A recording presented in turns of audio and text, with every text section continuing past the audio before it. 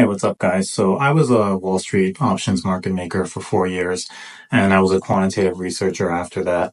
I want to share my opinion on how to price Bitcoin and other crypto assets. I see a lot of misinformation out there and a lot of grifters and there's people like this on YouTube and other places. And I just want to educate you guys on how things actually work. First thing I would say to you is that if you ever hear anyone confidently tell you that the price of Bitcoin is going up or the price of Bitcoin is going down, and they're supremely confident, they're lying to you and they're trying to sell you something. So be very wary of them and take what they say with a grain of salt. Nobody knows where the future price of these asset classes are going to go. If they knew, then they would state their case and that information would bake into the market, and then that's where the new market price would be. That's how these things work. For example, when a dividend comes out of the stock, we know for a fact by rules and regulations that that dividend amount is going to come out of the stock price. So when we price the options, for example, with mathematical certainty, we can reprice the options by removing the price of the dividend out of the option. And so when someone says, oh, the price of Bitcoin is going to be here in the future or there, if what they're saying is true for the reasons they say it's true, the price would just jump there immediately in that second that that information came out. Yet it doesn't. What does that tell you about the reputability of that information? It means that information is speculative at best, and the way that information will impact the price of Bitcoin is speculative at best. And so most of these grifters online are simply taking speculations, repeating them back to you confidently. And that's the grift. I'll tell you how you should price Bitcoin and how you should think about these things and where the ultimate true source of the best information on Bitcoin exists. And it's free and it's right in front of you. You don't have to pay for a course for it. The best information on Bitcoin or any crypto or any asset class, in fact, is right in the market itself. For anyone who understands how to analyze markets, they know this. And it's because the price of a free-floating asset is always priced most efficiently based on where the most deep-pocketed people have pushed the price. So if there are more buyers than sellers at any one moment, the price of it will go up because there's an asymmetry on the bid and the ask. Now, unless you're going to look at the different levels of the market and you have access to that kind of price information, there really isn't that much more information to extract from the underlying asset class. But where there's a heavy depth of information that I find few people are knowledgeable about is the options market. The options market has way more layers of information that tell you things about the underlying asset class. And so there are options to almost everything. There's options to the S&P 500 and individual equities like Apple. There's options to commodities like crude oil, wheat, corn.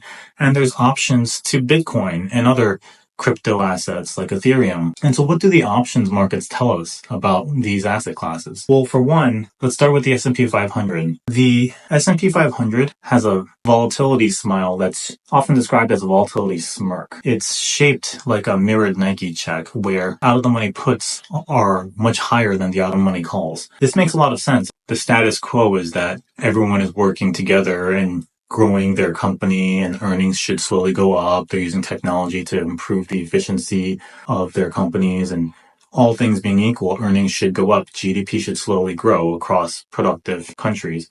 And, well, we're talking about the S&P, which is the United States. So there's a slow grind up, but these violent shocks down. And the violent shocks down are basically surprises that are bad news that lower expectations for future earnings in companies. Tariffs, for example, this directly impacts earnings.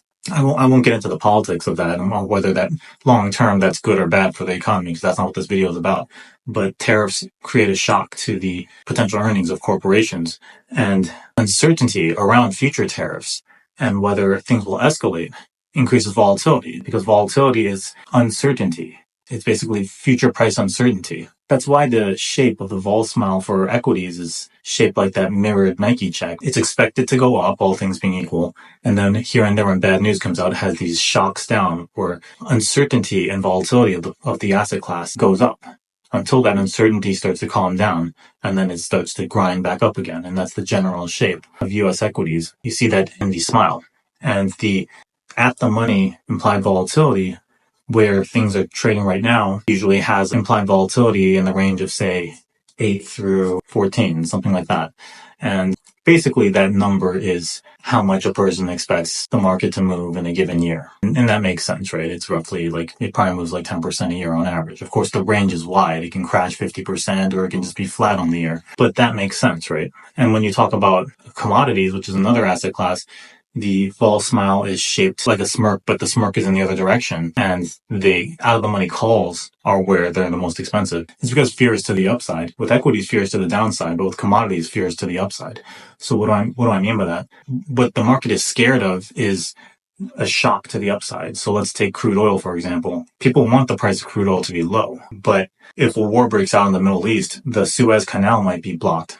And it might be difficult to get oil to export out of the Middle East. And that'll shoot the prices of crude oil barrels up. Surprises and bad news that hurt the market cause the price of crude oil to go up, not down.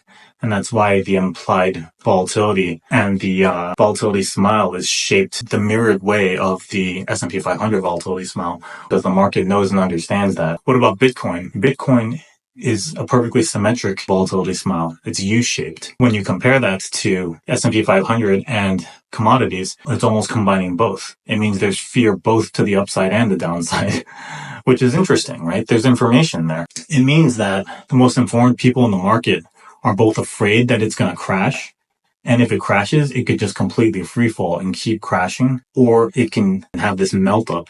And if it goes up, it'll just keep soaring and just go absolutely vertical. And that is the level of uncertainty in the crypto market, where the most informed people in the market who push the market price, who push the price of the options up or down, they've settled on a U-shaped volatility smile, meaning that the market can both go up violently or go down violently. And the at-the-money volatility, which determines basically where the market thinks the average volatility is going to be, is also very high as compared to, say, the S&P 500. So the market is inherently not confident about where the price is going to be at all. All that information is right there in the market in front of you if you understand how to interpret options data. So why is that the most useful information? Again, it's because the options market is the best information available in the world. Anyone in the world can trade in this market. Where the price ends up going, whether it's the volatility smile, implied volatility itself, or the underlying asset class itself, the price of Bitcoin, it's always settling where the supply and demand meet most closely. Again, people with the deepest pockets who can push the price the most are also the people with the best information. And this is just natural, right? The richest people in the world have the most expensive and the most competent fund managers. The biggest whales and the people with the most money are usually the ones dictating where the price goes for these different asset classes. So you don't need to subscribe to anyone's newsletter. Some random guy who claims to be an expert and points to some made-up cherry-picked data of their historical success buying and selling stocks. Like, you don't have any evidence that they actually had any success. And even if they did, they could just be getting lucky. You can skip all that and immediately know what the smartest, richest people in the world think about where the future market will be of that asset class by simply looking at the options market. They've pushed the implied volatility of Bitcoin up because they think it's a very risky asset class, and they've priced the puts and the calls on the downside and the upside very high.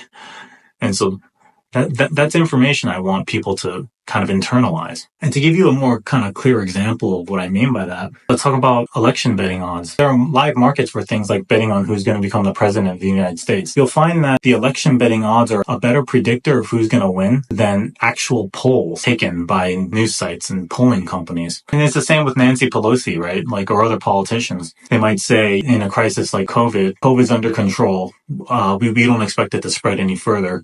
But then when you watch her personal portfolio, she's buying Pfizer stock. What does that tell you, right? It tells you to watch people's actions, not their words. And it tells you that politicians lie and social media grifters who are trying to sell courses to you lie. Everybody lies, but money never lies. That's what it tells you. And so if you want to know what something should be worth, follow the money. And the way you do that is by understanding how to interpret the options markets. That's where you get the most accurate and efficient pricing data on what something is worth. Ignore all of the talking heads and all these grifters, right? The market has no idea where the price of Bitcoin is going to go. There are bull cases and there are bear cases. It's yet to be seen how either will shake out. Bull cases, oh, this is digital gold. All central banks are just inflating their fiat currencies. Other countries are adopting it, like El Salvador, and institutions are adopting Bitcoin. Yeah, these are all valid bull cases, bull arguments. Bear cases, well, why does it have to be Bitcoin? Yeah, sure, there's a fixed number of them, but that can be said about Litecoin or any other like forked Bitcoin. So why have to choose Bitcoin? Just because it's the first mover? Like AOL was the first mover with the internet stocks, and they went the way of the dinosaurs. So why can't that be true with Bitcoin? There's bear cases too, like that.